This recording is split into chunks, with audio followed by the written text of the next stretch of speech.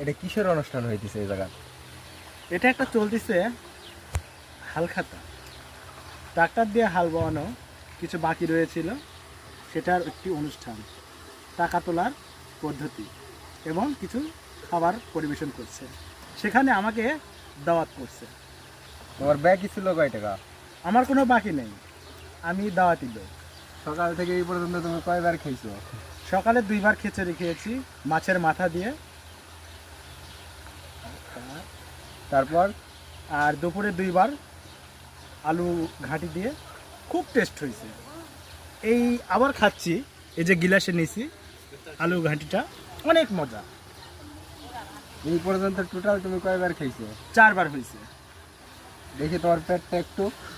দর্শক ইজ্জত গেলাম। সবাই পেট একটু ছালাম বললো তো আসে। এটা কি পেট না গুডাউন? এটা গোডাউন, এক ধরনের গোডাউন। হ্যাঁ, এটা এক ধরনের গোডাউন। পেট আছে।